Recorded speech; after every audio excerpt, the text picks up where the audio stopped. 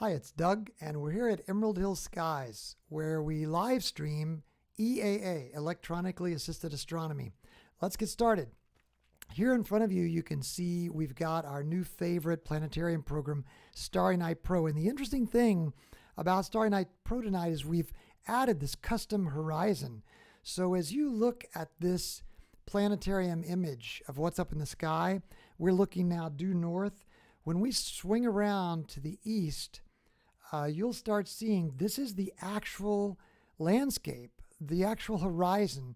I guess we've got our telescope set so that it stays in sync with the planetarium program, and the planetarium program stays in sync with the telescope. So it wouldn't let you go east. But now that we've unsynced the two, we can just look with our planetarium program, look around here toward the east. And as we go a little bit farther, look how you can now see that's the actual prayer center and atrium here at Emerald Hills. And these constellations that you see up in the sky are the very constellations that you could see up there tonight. There's Orion. You recognize the 3 stars of Orion's belt. These are the very stars that you'll see over this very custom horizon now, if you were to join us. Okay, let's go ahead and sync our scope back up with the actual planetarium program view now, so they'll kind of be engaged together. It's a cold night tonight. I think when we were setting up the scope, we were noticing that it was 25 degrees. And boy, it was so great to be able to get everything set up and move inside. That image that you see there in the lower right, that's our RASA 11-inch scope. Live view of it out there about 200 feet out in a clearing in a meadow out here at Emerald Hills. I'm inside in my office. In fact, this is where I work every day, and I can be in here where it's 72 degrees, and man, I'm loving this compared to sitting out there beside the scope where it's 25. I just thought tonight we would try to cover a bunch of random targets, and I just thought, since it's such a beautifully clear night, no moon, crystal dark clear sky, why don't we just ramble through a bunch of the Messier targets, kind of just cover something that if you've not seen the sky for a while, maybe you can join us. So let's look here at Messier 1, and let's try to slew to it. And as we slew to it, let's scamper over to the view through a ZWO ASI2600MC, which is riding on top of the scope, kind of like you'd ride a stallion. And that dark image you see that's covered with these little ice, I don't know if you can see, it almost looks like little icy crystals there. Those are the icy crystals on top of the dew shield. So in other words, the 178 is sitting there on the front of the scope, and that dew shield is barely visible underneath 178. We've got this all sky lens put into the 178. So you're seeing basically what the scope is looking at through the sky. And if we were to look and see where we are, minimize the window in front, let's zoom in. Now, I thought we set our scope to travel with, I thought we set our cursor to travel with the scope. Didn't we? No, it didn't take. So let's follow the scope. Now we're aligned with our scope. So you can see that we're up above Orion, so we should be able to see the belt stars.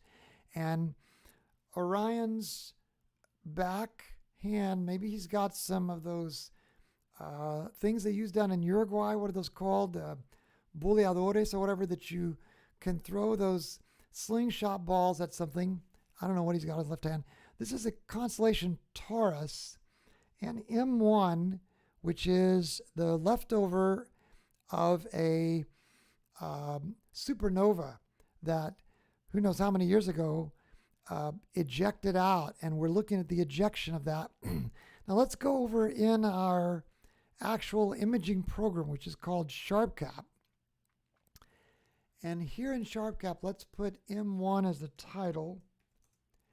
And let's change our set up so that we're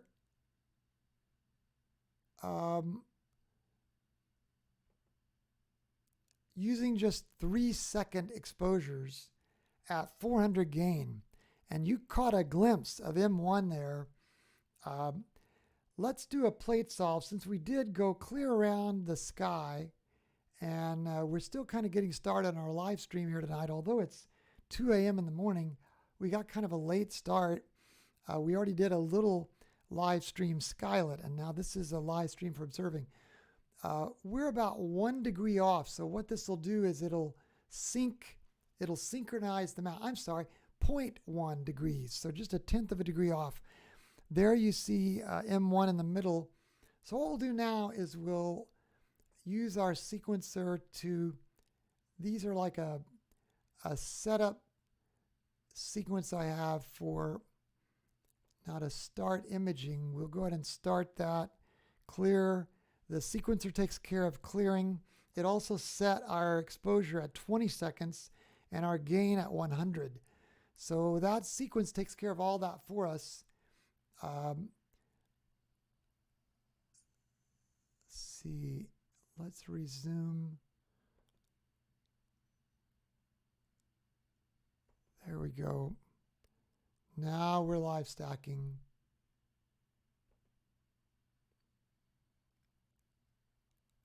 Oh, maybe that's, no, it's just our first frame is capturing there. So no, we must be, nope, there. 2 frames now at 20 seconds. You can already see things starting to warm up there. This M1, let's do a quick color balance. I've been seeing, look how much blue there is tonight. I don't know why that is. You know, I do have blues set here. I'll show you in a minute. And then I'm seeing a lot of greens tonight too, so I'm having to back off the greens a little. That looks a little better. Now let's bring our black level down here just on top of that crest. Still a lot of reds. One would expect that after I backed off of the other 2 colors. So let's don't back off that much. Let's bring our blues up just a little more. This kind of becomes almost as much art, doesn't it? That's a 0.2 off of greens. And let's go 0.6 off of blues. There we go. That looks a little more natural. Now let's push our sky a little bit. And this is M1. And like I say, M1 is a supernova, sort of the leftover shell of a supernova explosion. This is what it would look like if we could see a supernova. Look at all those filaments starting to show up. This is just after 6 frames of 20 seconds each. So that's 120 seconds. While that's stacking a little bit, let's go back over to our planetarium program. Minimize the window in front of the planetarium program. And let's see what our planetarium program says about M1 in the description. Otherwise known as the Crab Nebula. And it's the remnant of a star that exploded as a supernova in AD 1054. The supernova was visible in the daytime for 23 days, shining 4 times brighter than Venus. And it was visible to the naked eye in the night sky for almost 2 years before fading out. So this was an explosively bright star. What we see today is the gaseous material ejected by the exploding star, and this material is moving outward from the nebula's center at 1,800 kilometers per second. At the nebula core, it's an extremely dense neutron star or pulsar, and that's rotating 30 times per second. And astronomer Charles Messier observed this Crab Nebula himself in 1758 while he was searching for Halley's Comet. And keep in mind, he was on top of a hotel in Paris where he did most of his observing with a lot of light dome with a very, very primitive telescope, but he was able to catch this. This was the inspiration for Messier to develop a list of all the celestial objects that might be mistaken for comets, and it came to be known as the Messier Catalog. The Crab Nebula is the only supernova remnant in the whole Messier Catalog, 110 objects, and it can be a disappointing object for amateur astronomers because it's so dim. Dim, elongated glow in a small telescope or good binoculars, but a network of fine filaments can be glimpsed in a larger telescope under dark skies. And he's saying, using averted vision, discern the classic shape of the nebula's central region. The central star is not visible. So there you go. And I'm just going to do a quick observation here. This is a lot easier now because we do this in our planetarium software. And I'm just going to say we could see the entire filament structure after the first couple of 20-second frames. Beautiful object on a clear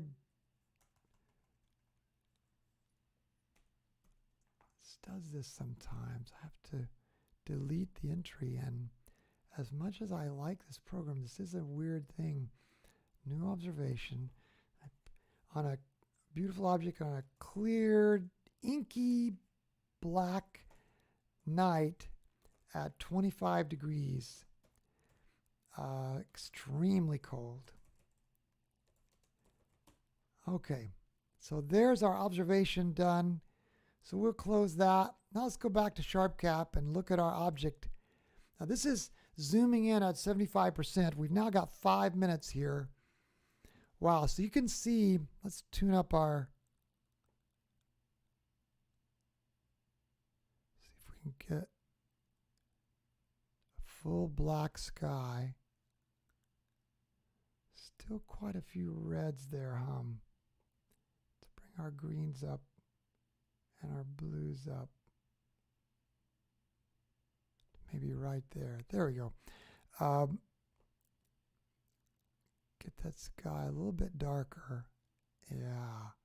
Look at those the outer shell of those gases now, the way it exploded outward. We'll push those mids as high as we can until the sky starts to turn away from the blacks. Look at those. It almost looks like sparks coming out. Let's zoom in at a full 100%. These almost look like sparks, don't they? That are like lightning bolts of red. Looks like our focus is just slightly out at this high 100% zoomed in image.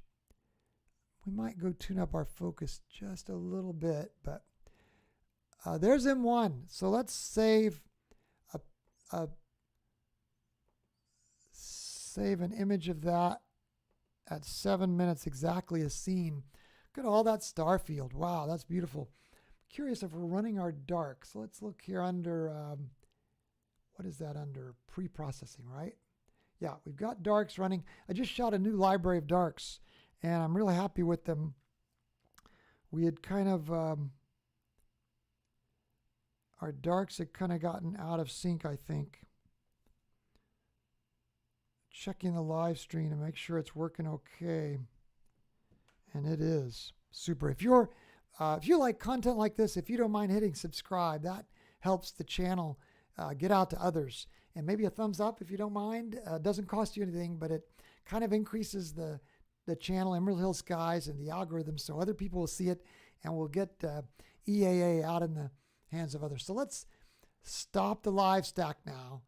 And let's go back in our sequence to be able to go toward another target. So we're going to set, in other words, we're going to reset our exposure on 3 seconds and our gain at 400. Now let's go back in our planetarium software, minimize the window in front of our planetarium software. Go to the next object. Notice how that if the object is below the horizon, Starry Night Pro is kind enough to gray it out, and that saves us time. We don't have to even go look at it. So let's go to M3. M3 would be our next object, and let's kind of back off here so you can see in the planetarium program we're watching the telescope slew, and you can see how we're kind of following it. But we can also follow it in this live view with our monochrome camera that's on top of the scope. It's that 178, and it has a much wider view than the RASA does. This is just the pure 178 without any kind of telescope. It's got that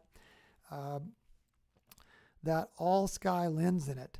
Look at that. You can see the lights from my window. Let me look here to make sure. That's my window light. Right there is my window, or is that the door? There's my window light, and that's the door in the building. That is our neighbor. That's the porch light of our neighbor.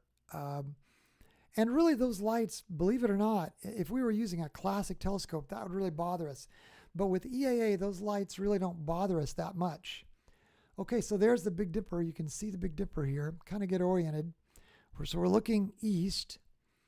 Okay, so let's go back to the planetarium software. Look, here are the real trees. So you can see where we are with the real horizon. And you can see this M3 has been rising here in the east. If we zoom in, notice how the telescope frame of reference will come over to M3. So we just needed to zoom in enough to where it bothered the telescope so it would align. So we do have M3 right in the middle. Now let's go over to Sharp Cap, and you can already see M3 there. So I don't think we need to do a plate solve to try to align. I mean, we could do it just so that we get the better model going. Because every time we plate solve, it adds a little bit of information to the computer model inside the mount. And in that little picture of the telescope there in the lower right hand, right above my head, the mount is the thing at the top of the tripod, and it's pointing the scope. We are only off 0.14 degrees, but nevertheless, that's 0.14 degrees. So what it's going to do now, it's going to align M3 with its inner library and align its inner library with M3 so it's in sync with the night sky better. And, this object is already really beautiful here. We'll put M3 in the title here, and we'll just live stack on this just a little bit. Before we do that, let's, I think we'll stay at this exposure, 3 seconds, 400 to do our live stacking, and we'll clear the last live stack. So we'll start from scratch here. Right away, you can see we've got too much information here going on because we're at 3 seconds and a gain of 300. So I think we'll leave our color balance where it was. It's really not too bad. And as we get a few frames in, it'll get rid of some of this grain. Now this is a vastly different object. You can already see that this is a globular cluster, and we'll go look at it in just a second. We'll kind of get things started here in Sharp Cap. So this is the real-time view that you're looking at here. This is not some kind of planetarium program. You're actually looking with me through the eyepiece of the telescope, except instead of using an eyepiece, we're substituting a camera, and we're looking at it real time as it takes 3-second exposures, and then we're stacking those exposures. You can see we've stacked 17 so far for a total of 51 seconds of integration. It's not really adding the exposures on top of one another. I would say a better allegory, a better metaphor would be it's averaging them. But it's averaging those pictures so well so that we do get this kind of, I'm going to bring these blues down just one notch. Not too much. There we go. And then push those mids up. We get an average. Isn't that a beautiful cluster? Let's go in at maybe something like 40%. Yeah. Look at that. That's beautiful. Wow. It just looks like somebody threw a big snowball at us, and on its way, the snowball started to disintegrate. Let's go back over to our planetarium software, minimize the window in front of our planetarium software, and let's read about M3. Show info. Description. A globular cluster containing about 500,000 stars. M3 contains more known variable stars than any other globular cluster in the night sky. So more known variable stars. Stars that change brightness for a couple of different reasons. Some of them change because it's a star system and one of the pairs is moving in front of the other, so it's eclipsing the other part of the binary.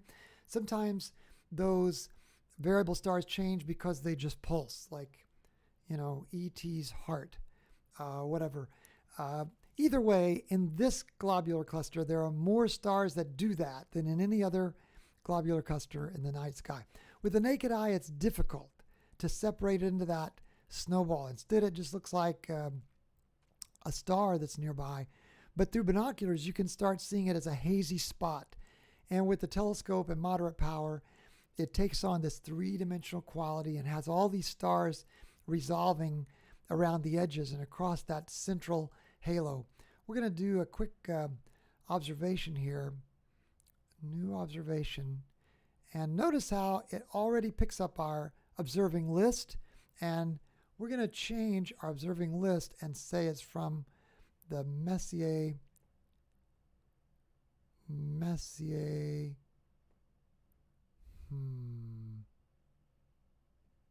guess we're just using Messier targets, so we're just going to say Messier marathon. And notice it picked up our observing session. This is session 42, and we just called it new moon. So let's say, wow, it looks like someone threw a snowball at us. Okay, and it's going to remember that. So let's zoom in on our image. And that's exactly the image that we're seeing, isn't it? That's pretty much exactly it. M3. Let's go back to SharpCap, take one more look at it. Oh, wow, yeah, look, all kinds of different colored stars. Let's do a color balance. Too many blues tonight, I'm telling you. Something's going on with my blues. And that has a lot of greens in it, too. Boy, it just, that automatic color balance acts as a good starting point. And then you do have to tune those color bars. We've got a couple people watching the live stream. Feel free to let us know, what are you doing up in the middle of the night at 2:20 a.m.? That's the question. So you might be maybe down in Australia or something. Feel free to tell us where you are. We want to keep the night sky black, but we want to try to get that dark black level over. Okay, so that's M3. You know, that focus is not bad. It looked a while ago. I think it's because we were at 100% though. Let's take a look at 100. Sure enough, see how some of these stars look like little miniature donuts? So we're going to go tune this focus up because I think we'll have a better view of the night sky. A lot of times the telescope can change focus just by the night getting colder. Just the very fact that the temperature is changing out there. So let's save an image of this exactly as seen. So we'll have a memory of this. And then let's disconnect from the camera.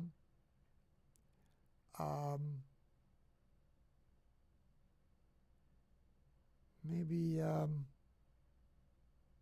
we'll leave the camera connected for just a moment, because what I want to do for the purposes of focusing, I kind of want to get away from some object that's kind of a strange object like this. For the purposes of focusing, let's just go to something random like let's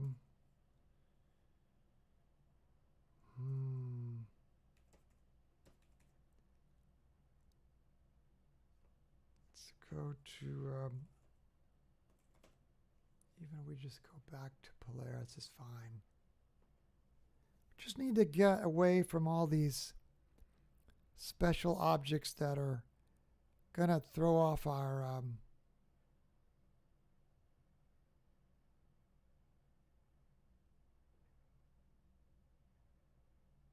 Did we slew there? There we go. Now you can see our telescope moving in the lower right. And let's get rid of all those constellations here. And now you can see the planetarium program is zeroing in on Polaris there. Let's back off so you can kind of get a picture, a clearer picture of the night sky. Okay. And then let's go over to our all sky camera.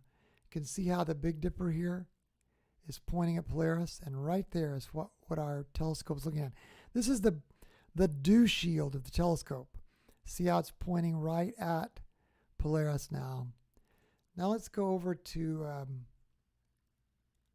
this. Let's get rid of our. Let's stop looking through the 2600 in sharp cap. And for just a moment, let's go ahead and close sharp cap. And then what we'll do is we'll bring up Nina. And in Nina, the way it's set up, because sharp cap takes control of the camera, so to speak, we kind of have to close the camera in sharp cap so we can grab it here and grab the focuser. Now we'll go down to the imaging and we'll start the autofocus routine. And the way autofocusing works in Nina, it basically takes a series of images at the focus point, basically where it was, wherever it found itself. And I forget, I think I have it set to take, 2 or 3 images. And then it moves the mount. I'm sorry, it moves the focuser to, it doesn't move the mount, but it moves the focuser to a position of focus a little bit, maybe it racks the focusing a little bit closer in at first, for example. And then it takes another series of images and compares the star sizes there. Then it racks the focus a little bit closer in, compares the star sizes there. And as it's comparing, it uses its computer brain to look at where are the stars, the smallest points of light. And it uses an algorithm called the half flux radius, and HFR for short. Whenever it finds a more of a pinpoint of light that's less light than what it found in the previous picture, it remembers where that image is focused, because it remembers, oh, that's a good focus. And what it does, it moves off to the left, like racking the focus in quite a bit, and then it starts moving off to the right and racks the focus out over there. And you can see the first couple of positions, it racked the focus in and it liked it better. You see, we started at 30,196. That was our first focus position in our motorized focuser that's out there on the telescope. It got to 30,175 and it liked it better. Then it got to 30,155 and it liked it better.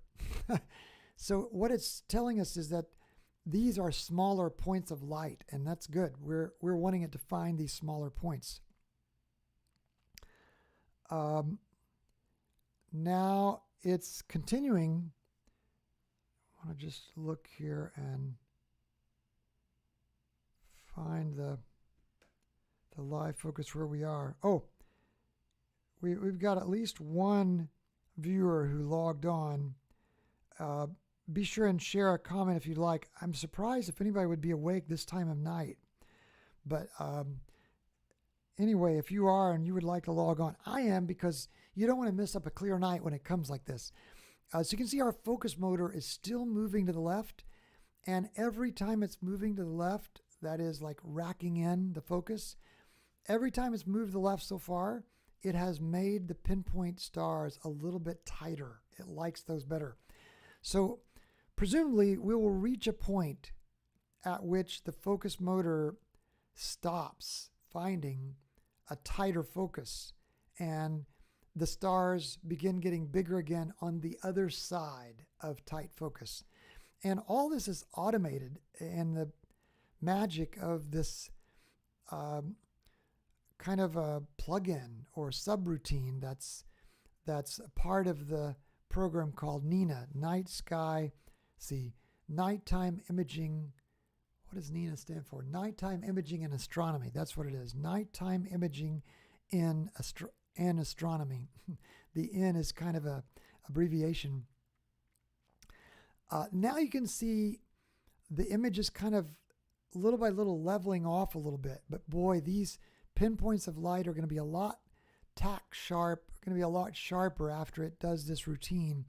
And every image that we see is going to be better from now on. When astrophotographers, of which I am not one, when astrophotographers are shooting their photography of just one object, oftentimes they'll capture 7 hours of information, especially during the winter, maybe 9 hours of information, 9 hours of exposures, or integration it's called sometimes, on just one object like M1. During that 9 hours, they'll leave the camera for a moment and go do this autofocus routine whenever the temperature changes enough, or just automatically. They'll go do it. Astrophotographers will do it automatically as a part of their automated nighttime run. Since we do EAA live, Electronically-assisted Astronomy live, it's not uncommon to have to go refocus a little bit and tune up the focus, especially if it's getting colder. And let me just check what the temperature is right now. Let's see. I'm going to go here and look at the current temperature here in Louisville. Yeah, it's dropped to 23, and it's on its way to 22. Is that enough that should make us have to refocus? It was 25 when I set up the telescope. Maybe the telescope, which had been indoors, maybe the telescope was still getting used to the nighttime temperatures, the freezing temperatures when I set up. And so maybe I focused when it was still a little bit warmer, and as the scope reached full equilibrium with the nighttime sky, 23 degrees now, 22 degrees now, that could have been enough to throw it off a little bit. So our focus is almost done. How do I know that? Well, because it's finding this parabola, this hyperbola, and once it gets like 4 or 5 stops, and that's what you might call these focus motor stops. Once it gets 4 or 5 past what it then perceives to be the lowest point, right now, it says, okay, I'm done. I found the lowest point, and then it automatically moves the focus motor to that lowest point. And look, it found the lowest point to be almost exactly at stop number 30,000. We're just one stop above 30,000. So when we started the night, we were at 30,200. So we've improved focus by 200 stops. It'll be significant. So let's go back now over to our equipment and disconnect from the focuser, and then disconnect from the camera. Let's close NINA and open up SharpCap again. Why do we have to close SharpCap? Well, it's because SharpCap's kind of bossy, and if it owns the mount, and it does, it takes charge of the mount. If it owns the mount, then it doesn't want to give it up. And if it owns the camera, it doesn't want to give up. And if it owns the focuser, it doesn't want to give up that either. So we're at 50% now. Let's go into 100%. Look how those stars now are no longer donuts. They are little tiny pinpoints now, and that's what we wanted. So let's go back out to a full frame, and that's Polaris there in the middle of the picture. Polaris is actually a binary star, by the way. Did you probably already knew that? Polaris is 2 stars, and you might be able to see just a tiny little second star there. But either way, we're going to go to the next Messier target. So here we are. We're headed back to minimize the program in front of Starry Night Pro. Now, why did we lose our horizon? Look at that. That's odd, isn't it? Let's go to options and go to local horizon and figure out what happened. Well, it's supposed to be there. It's odd, isn't it? Maybe it's just right now. Look at our other options, local horizon. I'm going to set it on translucent and then set it back to opaque. How about if we choose Emerald Hills again and select it and say OK.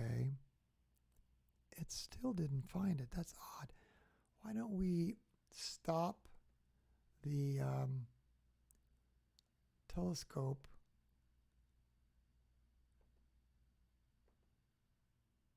and let's close Starry Night Pro and open it back up again. Because again, something went awry and it lost our custom horizon. There's our custom horizon back. Okay, now let's open up the special file of preferences that I have. And that's under Documents, Starry Night Pro, and then this. And that loads all my preferences in the way I like it.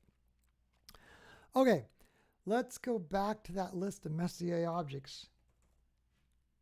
And you can see M3 is not ideal anymore, it's decided. How about that?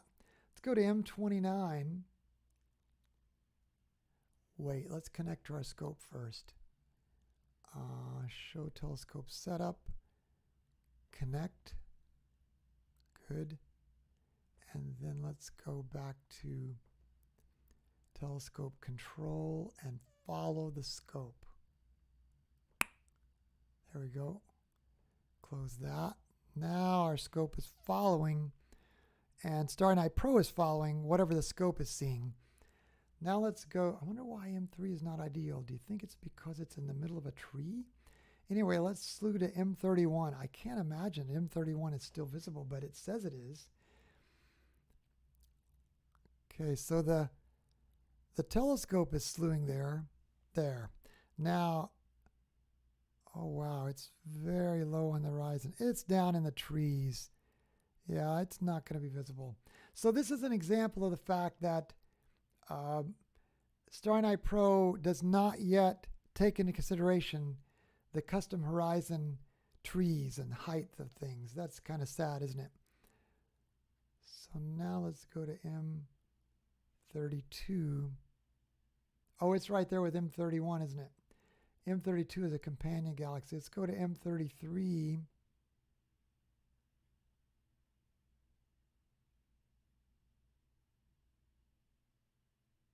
It's also in the trees.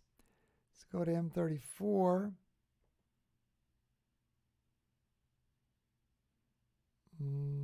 Maybe we'll have a little bit better luck with M34. Yes, there it is.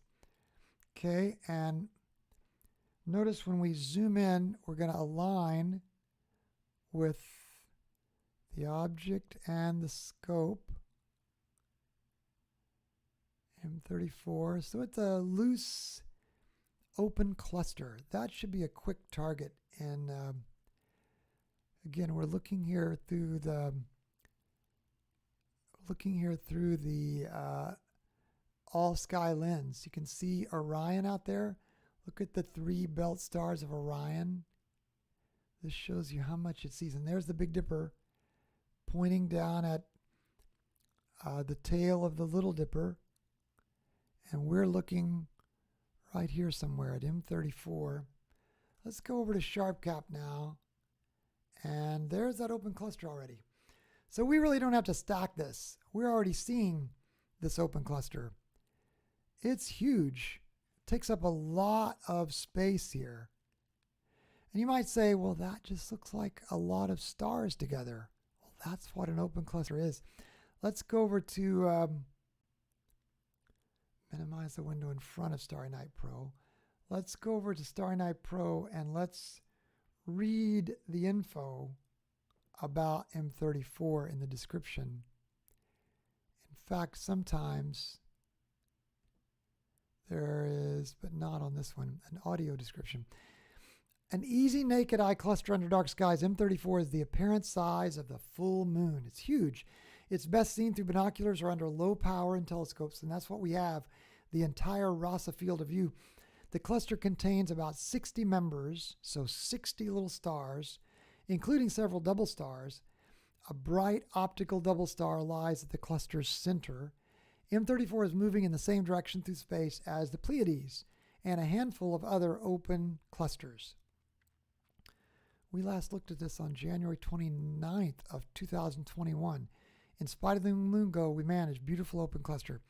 So we'll do a new observation here, and we'll say dark skies, lots of members to this open cluster,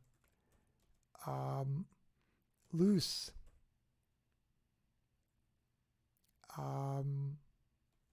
inky black sky, and it'll save that observation. Let's go back over to SharpCap. Now this is real time, and by real time we mean real time. These are 4-second exposures with no stacking. And let's go to the middle of this cluster, and that might be that double star they talked about. That might be the double.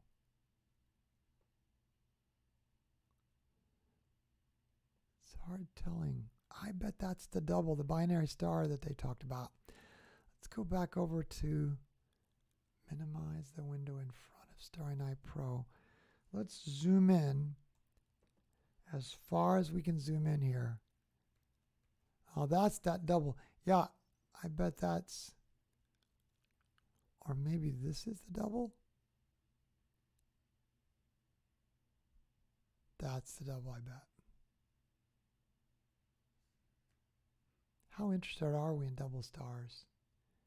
Yeah, that is Tycho 2853, 2853. See how those have the same name in the Tycho catalog? TYC 2853, TYC 2853. And then it distinguishes between them with the suffix, but that is definitely the double. Oh my, this is 2853 as well. This is a star system, it looks like. Oh, 2853 might be another name for the open cluster. Maybe besides being known as M34, it's known as, it doesn't say so, does it? NGC 1039, but it doesn't give a Tycho catalog. Let's see how many of those are named. Yeah, Tycho 2853. Then the 616. So that just might be, I'm not used to reading the Tycho numbers.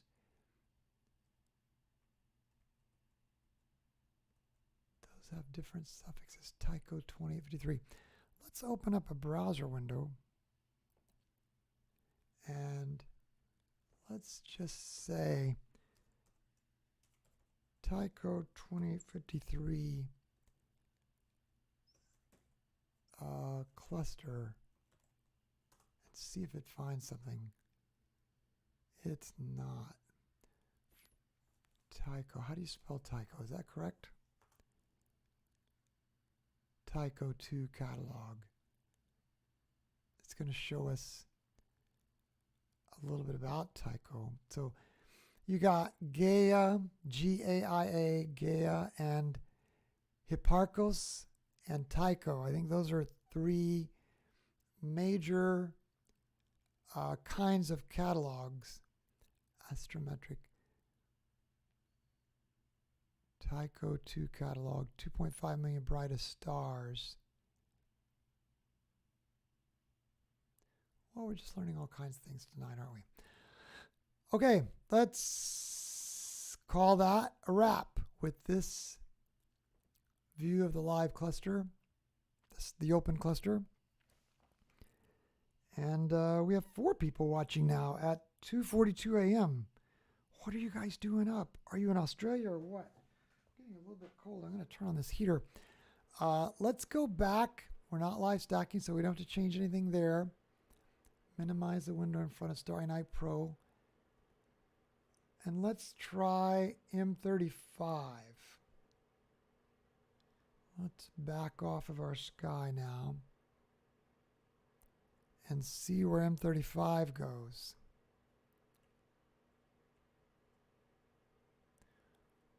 We're definitely moving up in the sky, but oh, there it is. Yeah, this is a good target. Pretty high up in the sky. As we zoom in, it'll synchronize the field of view. Let's kind of back away to see where we are. We're right beside Gemini with M35. And M35 is another open cluster.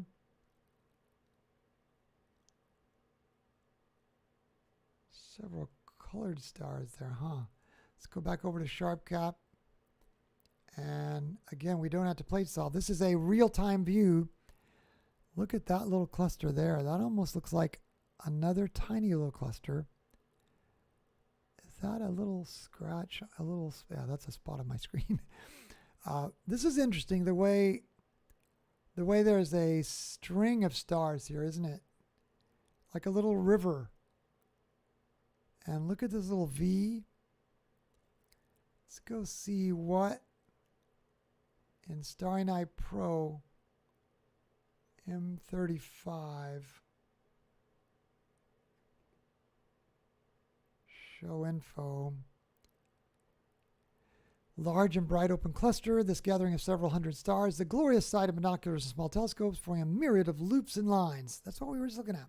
The fainter open cluster NGC 2158 is a mere 1/2 degree. That's the one we were seeing. And it provides a good contrast with M35. We looked at this cluster on January 12th. Beautiful tight cluster with, love it. Okay, 5 gem is in the frame as well. Yep, there's 5 gem up there. That was January 12th. And we also looked on December 3rd, not only M35, also known as NGC 2158, but also NGC 2168. In some ways, it overshadows M35. NGC 2168. What is NGC 2168?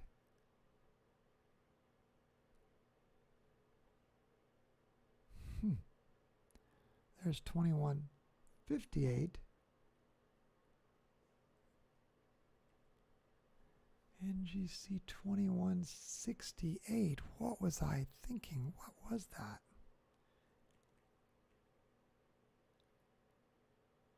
Well, now I'm curious. What is NGC 2168?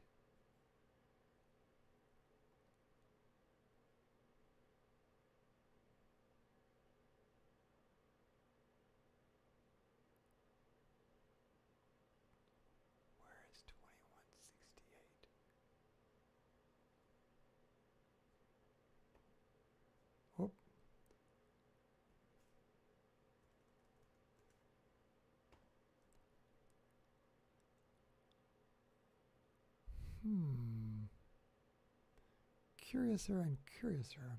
It did not slew. Slew to 2168. They must be in the same frame.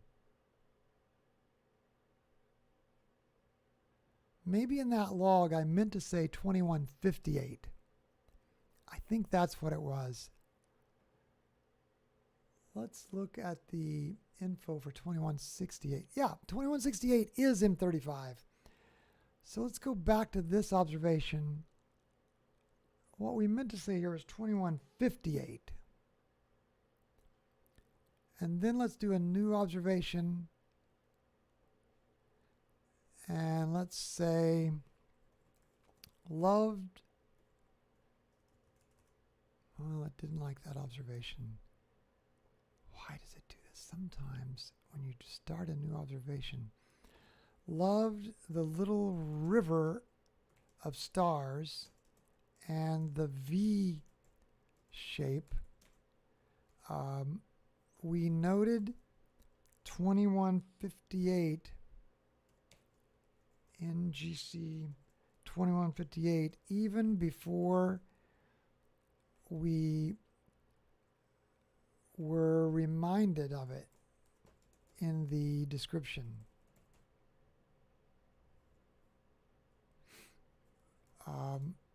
Even though we were viewing live in SharpCap. Well, there's Joe in Arizona. Joe, you're up very late. In Arizona, what would it be? Is it 11:48 there, Joe? Glad you're up. You at least gave me somebody to say hello to. Let's go back in SharpCap one more time.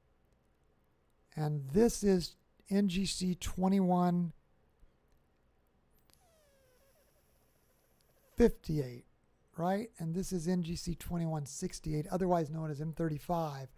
And that is that Gemini, minimize the window in front of SharpCap.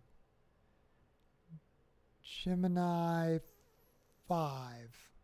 Yeah, 2158 is the other cluster. 2168 is M35. Okay, so let's go back one more time to SharpCap. Here we are. SharpCap. There we go. So that's the live view. And let's just do a little bit close up, since we can, of 2158. Right here. Let's get a little bit closer since we can. Yeah. While I like that, it's got a lot of really tiny stars, doesn't it? And look how they're different colors. You got blue ones and yellow ones and white ones. I don't know that we saw that much color in our main cluster, do we? Of course, I'm kind of colorblind. I like this. This reminds me of maybe a neighbor that's strung one of those clusters of Christmas lights over his hedge and then left them on after Christmas, you know. That's what this reminds me of. A lot of these have a bluish tinge. All right, let's go back to our planetarium program and put in the word Messier again. We just went to M35. Let's see where M36 is.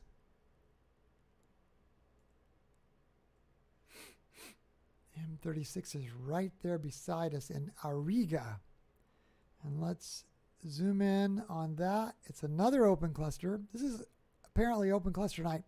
But look, this is going to be fun because what is that? That's a variable star. So that's what that little sign means. It's a star with a ring around it. Dotted ring means variable star. All right, let's go over to SharpCap, and we should be seeing this real time. This is a different cluster than last time. How do we know? Well, we don't see the river anymore. And remember the V was over here? Well, now, if there's a V, it's right here. Kind of makes a letter A, doesn't it? And then you've got two arms reaching up. YMCA. This is our YMCA structure cluster here. A little bit brighter star there. What is that? Let's go back to SharpCap and see. That's probably Hipparchus 26463. It is magnitude 6. So that means this cluster is not very bright. If that's magnitude 6, that's at the limit of naked eye.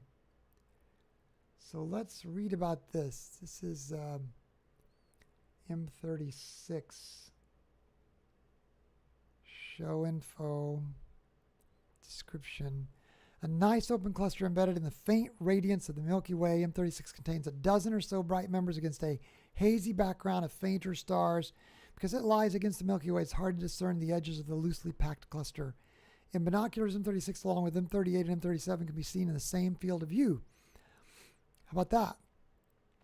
M36 is a young cluster with an apparent age of only 30 million years. That sounds old, doesn't it? But it's young compared to the globular clusters. So it contains no red giant stars. We looked at this on January 12th. Nice little cluster with NGC 1931 close by. Salt and pepper, we said, on December 3rd. Let's do a new observation tonight. And let's say not terribly, you know what we should do is see if we can do this observation while we're looking at sharp cap. We can. How about that? Can we? Yeah. Not terribly populated with stars, but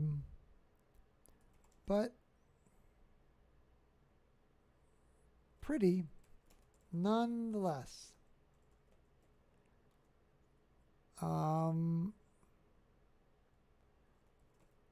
Open. You know, a lot of people don't like open clusters because they just say, well, that just looks like a bunch of stars. But I do get a kick out of realizing that these stars are traveling together.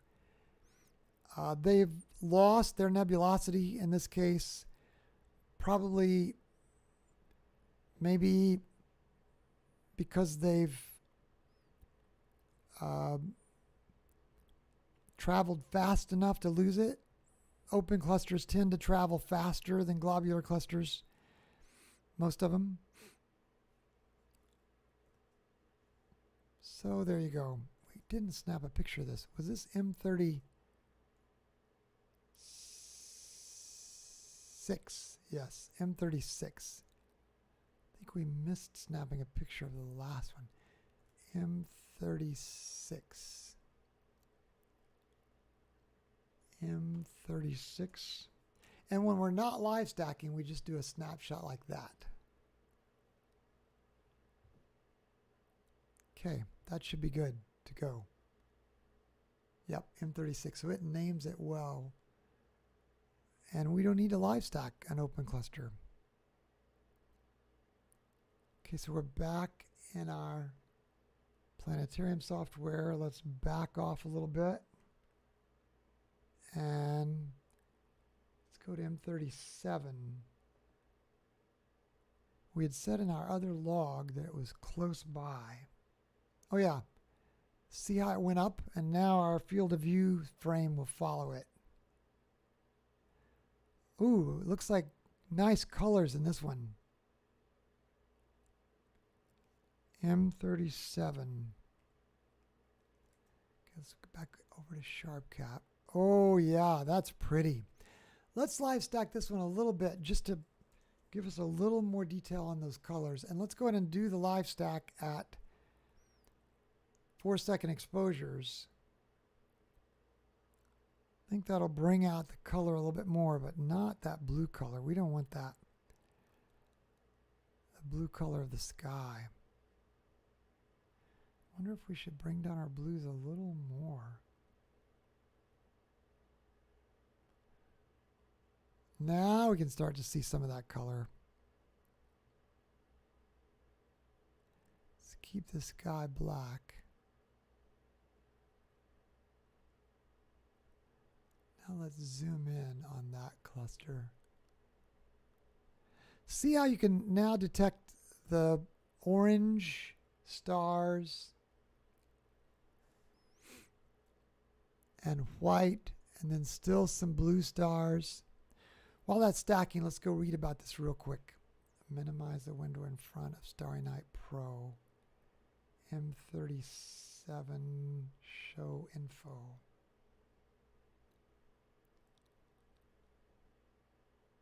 A joy to observe, and undoubtedly the best open cluster in Auriga.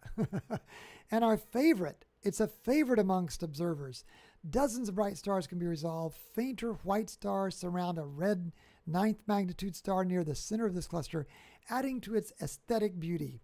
A telescope and careful observation reveals several dark voids within the cluster, which are dust lanes of the Milky Way. That's interesting. So let's Incredible group of tightly packed stars, gorgeous on December 3rd. 1,000,000 points of light, we wrote on December 3rd. Let's go back to, oh wow, yeah, that is beautiful, isn't it? Look how that's, oh my goodness. Look at all that star field. In fact, let's back off of it a little bit so we can get that picture of that rich star field. Wow. No wonder we said 1,000,000 points of light. Let's do a new observation. New observation. Wow, this open cluster is so packed with stars. Let's go back over to the sharp cap so we can look at it while we make our, wow. Can we even adjust our histogram while that observation is there? We can. That's really handy. Look at that. How many stars? Wow. It looks like there are hundreds right in our frame, doesn't it? It looks like there are hundreds in our frame. Wow. Now, look at these dust lanes. This is what the narrator was talking about, the description. See that dust lane there? These are dust lanes of the Milky Way, and I wouldn't be surprised by what that dust is obscuring our vision of some of the stars. We would probably, oh, Joe's got to run. Joe, thanks for stopping by. I don't blame you for running. It would be midnight in Phoenix there. But still, glad you stopped by. Wow, I love that. Okay, it's 3 a.m. How long are we going to go? I know that I have to work tomorrow, but I have trouble leaving. This is so cool. M38. Let's back off so we can watch it slew to M38.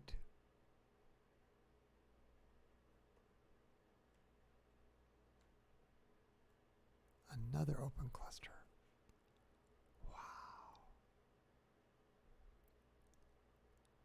Okay, let's go look at sharp cap. Oh, we got to stop live stacking, don't we? I'm going to take this picture real quick.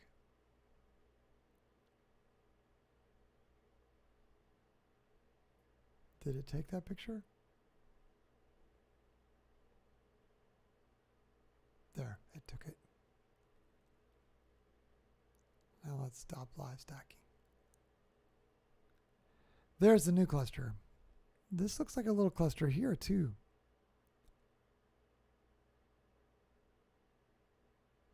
I love it when we see things before the planetarium software tells us about them. I think that is another, let's go look. Minimize the frame in front. Yep, that's NGC 1907, another cluster, see? And we saw that by observing there. Let's read about NGC 1907 first. Info. An open cluster in the constellation Auriga located 5,000 light years away from the sun. In the telescope, it is compact but very bright, located close to Messier 38. These two clusters may have condensed around the same time and may be physically related. That's interesting. So let's do a quick observation of that. Interesting that we saw and recognized that this was a cluster before we see cluster while viewing it live in SharpCap, before we read about it here. Nice little cluster. Okay, now let's do our observation about M38,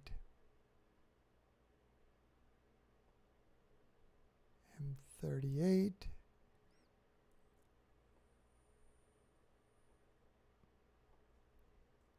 and then here, teeny tiny stars open.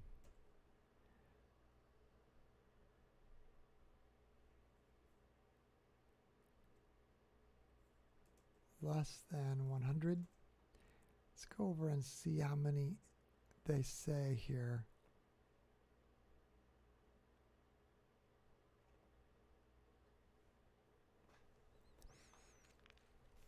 Yeah, they don't say how many here.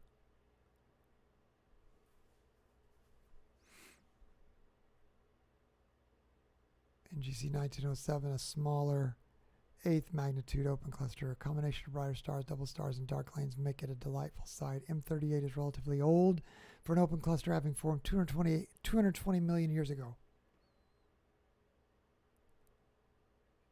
It's awesome. Okay, we're live in SharpCap. Let's do a quick snapshot of that. We don't need to live stack it. Let's minimize the window in front. Go to M40 because M39 is not visible. When Charles Messier did this catalog, he didn't do them in any kind of order. They were basically the order in which they were discovered and random order, you know. So in other words, they're not in order around the nighttime sky. Some catalogs are like that. Some catalogs you can bet on the next one consecutively will be next door, but you can't bet on that with Messier. This is in Ursa Major. You see the Big Dipper there. M40. Wow, several objects in this frame. I wonder if we are, there we go. I figured the frame just needed to make up its mind. It looks like a double star. This might be, let's go over to SharpCap and look first before. Yeah, this is an interesting story. Messier was not looking for, let's get rid of that check mark and show the info in M40. Perhaps the worst Messier object, a double star surrounded by a nebula, had been erroneously recorded in this region by astronomer Johannes Hevelius. Although Messier found only a double star and no nebula, he still entered it in his catalog. M40 is in the bowl of the Big Dipper and is simply 2 9th magnitude stars separated by 47 arc minutes. But here's what's interesting. The nebula that Hevelius found is not at these coordinates. So there is nothing at these coordinates. Hilarious that Messier thought this was an object that might distract him from comet hunting. It's just a double star.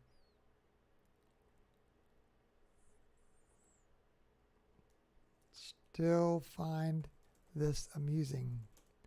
Why did he think this would distract him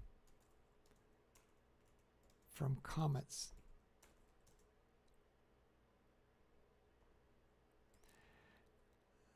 I mean, here's the real-time image.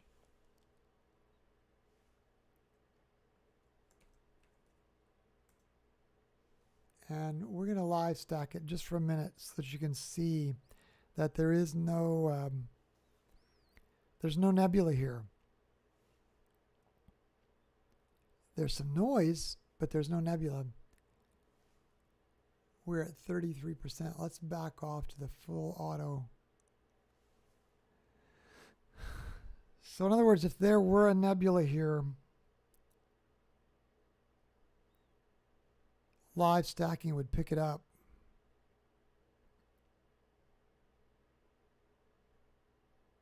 Instead, it was the power of suggestion. Because Hevelius had recorded that there was something here, Messier looked it up and said, oh, how am I going to disagree with Hevelius? All this is that double star. Interesting, huh?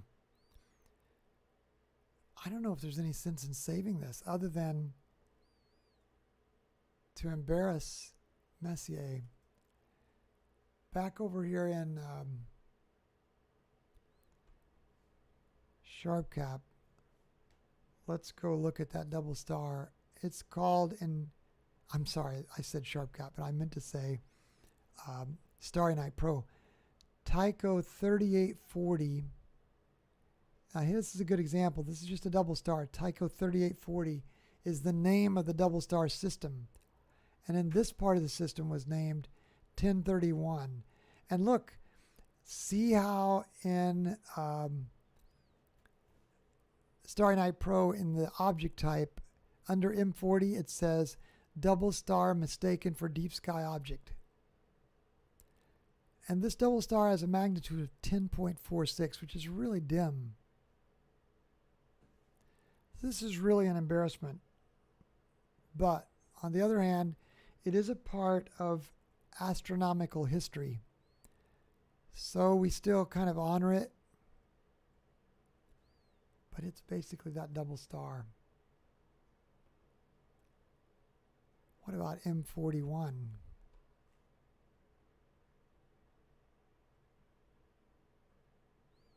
The telescope is on the hunt. The field of view is following it. Let's go look in our all sky. We're spinning around the circumpolar region there. See how the star trails are in a circle because the telescope is spinning with the equatorial mount. Can you see those ice crystals on the front of the scope? Out of focus ice crystals. Okay, we're slowing down now. Minimize the window in front of Starry Night Pro. So we're above the horizon. We're looking above Sirius, Canis Major, the big dog. Now just to put things in perspective, I'm going to click here and bring the constellations up. Here's Orion. So these three belt stars would kind of point at Sirius if you were to extend a line through the belt stars. Here's Lepus, the hare.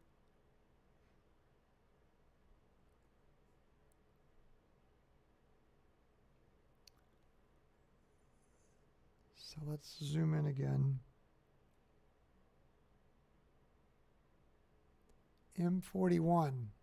Looks like another open cluster. This is a good finish to our Christmas cluster series. This is not being live stacked, so this is a real-time image. This is an interesting line. It sort of makes a curve in a shape of a, what is that? A shape of an M, like McDonald's, golden arches. Let's see what, minimize the window in front of Starry Night Pro. Oh, I didn't get a leg. Excuse me. 3:11 a.m. Let's see what the description is for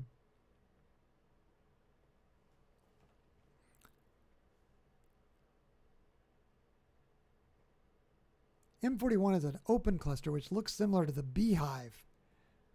How about if I put this right here and then we go back to look at it live. So this is a live picture of M41. It's smaller, about 1/2 degree in diameter, 4 degrees to the north of M41.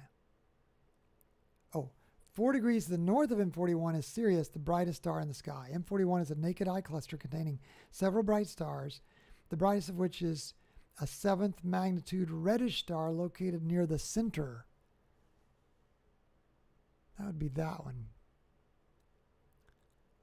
The cluster is best seen under low power in telescopes. It was possibly noticed by Aristotle around 325 BC. That's interesting. Now, if I click more, will it let us do the new observation right here? Yeah, that's nice. This has definitely been open cluster night.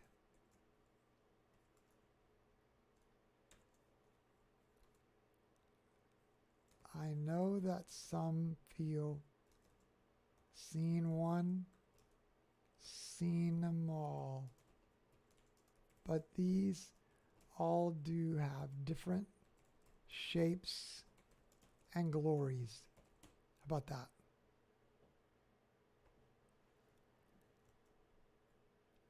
So there's the live image again. And this is minimize the window in front of StarNet Pro. M41.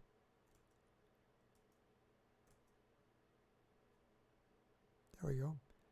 M41. Let's take a snapshot of this. Several bright stars. So we have our snapshot.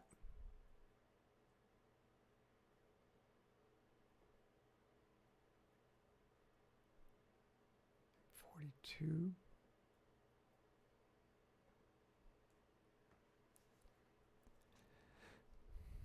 There goes the, oh, M42, of course. M42! That's a good one to end on. Look at M42. It's huge. Boy, this is great framing, isn't it? Look how we've got from NGC 1981 all the way through NGC 1975, NGC 1977. These are all open clusters. The trapezium, NGC 1980, the nebulosity here, and then even down here, this dark nebula, IC428, I guess it is. What you can do with StarNet Pro is you can say select other, and you can pick the one that you want to select. It's like, here's the dark nebula's number, 1641. Okay, let's go look at this, and yep, sure enough. Let's change this to maybe 20 seconds and put our gain on 100. You know, that is going to be very bright. And we might blow out that trapezium really quickly at 20 seconds. Let's change it to 10 seconds. Gain 100. M42.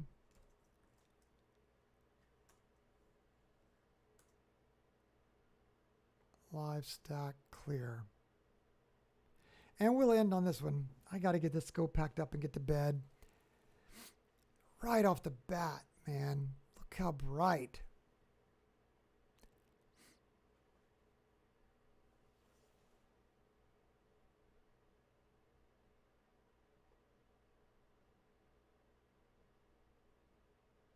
Amazing, huh? It's beautiful. For the first couple of 10-second frames, it's beautiful. Wonder if we should do a new color balance on this. I like that a little better. Look at all that. Man, we're already seeing let's put that right there and then push the colors a little. Wow. This nebula is crazy good.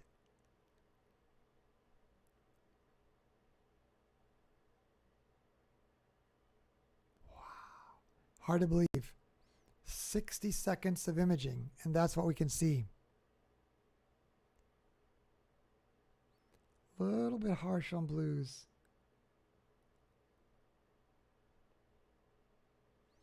It's a little more realistic.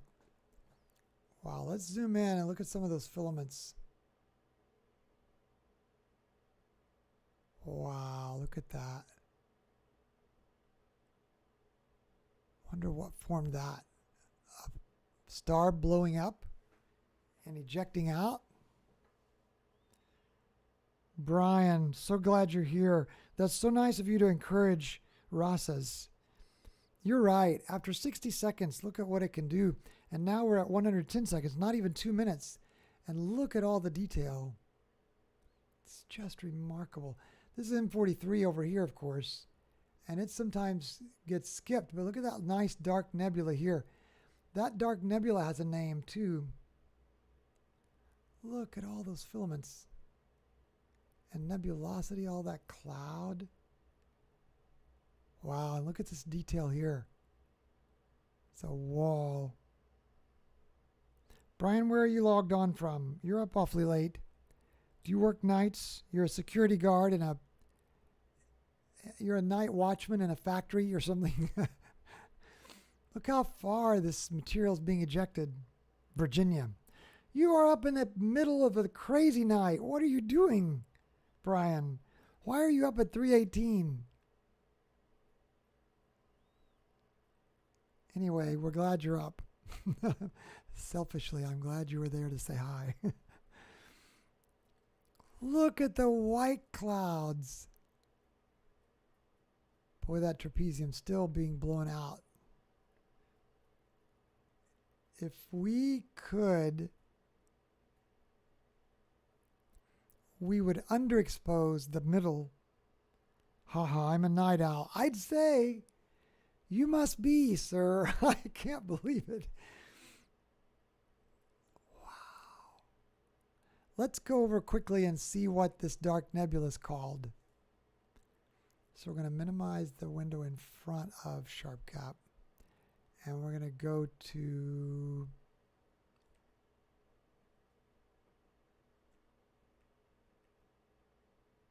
boy, I'm lost here. M43, here we go.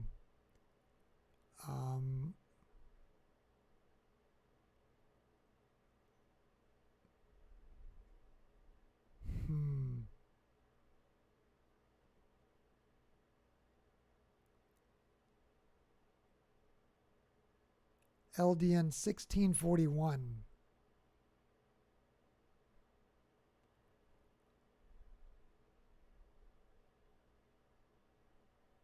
So now it's selected LDN 1641 underneath here.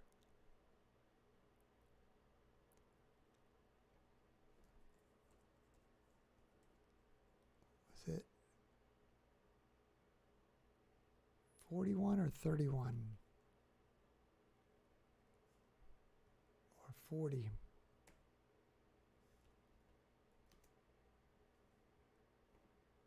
LDN 1650, LDN 1640. That's the dark nebula down here, but what's the dark nebula up here? 1641. 1641. 1641. There it is. Show info. See if it gives a description. Dark nebula have a higher concentration of dust, which blocks almost all light from background stars, making this region of the sky dark and featureless.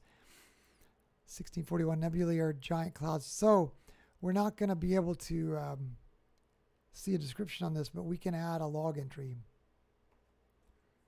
We noted this dark nebula in M43. Amazing.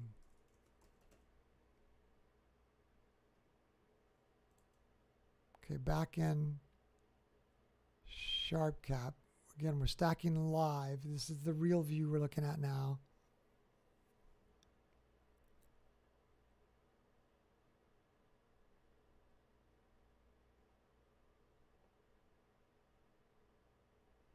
Boy.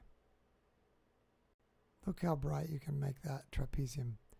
Look, we can pull the mids over and we can easily see the 4 stars of the trapezium just by moving this center mid-level deal. Let's capture a snapshot of that. Oh, we're live stacking. We can save, I think, exactly a scene and save with adjustments. Then we'll bring in all that outside material, nebulosity, even though we've washed out the middle when we do so.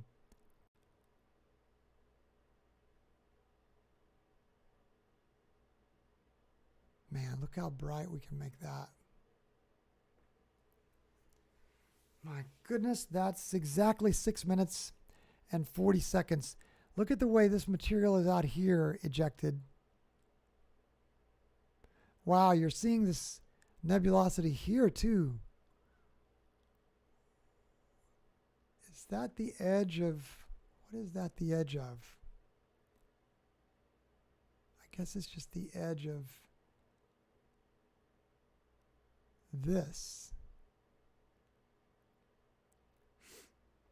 That's the edge of NGC 1977.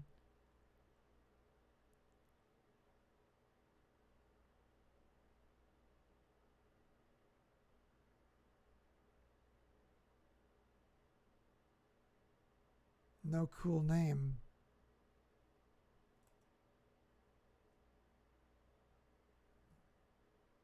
Beautiful. Wow, look at that, picking up the nebulosity next door. Those are 10-second images at 7 minutes. Well, let's save exactly a scene. All right, gang, that's a good one to end on. My goodness, look at that. How do we outdo that? I mean, you guys know that I believe in God. When God made this, he had to stroke his chin and lean back and say, oh, I see M42 and that is good. I mean, it's just beautiful. It's just beautiful. And what you're looking at here, Brian says, I know there is an HDR process to keep the trapezium part from being blown out, yet get the detail of the dimmer nebulosity further out. Yeah, you're right. Well, we did it with the slider, and we could combine that that view that we snapshotted. We could combine that with this view, and that's like you're talking about, that HDR process. But man, it is worth this view to see this area down in here, isn't it? That's just amazing detail. Let's zoom in on that one more time. We zoomed out. Let's zoom in, Doug. Look at that. Look at that detail here. Looks like an artist went crazy, huh, Brian? Wow. You know, one of the reasons why I think this is looking so good tonight, I'll have to admit, even though I say, over and over again, I say that I don't worry about moonlight, I think one of the reasons why this is so beautiful is because this is a jet black inky sky, and we're not having to compete with moonlight. Because I don't remember my images of M42 and M43 looking this spectacular before. In 9 minutes and 40 seconds. It is such a beautiful nebula and fun to revisit over and over. You're right, Brian. I can tell you've done this. What kind of telescope do you have, Brian? Look at that. That's a beautiful little double star structure there. I'm going to save a snapshot of this too, just with the screen here, because this is such a great framing right there. And call this save as. We're in the right folder. This is M42 2022 0104 snapshot or screenshot, let's say.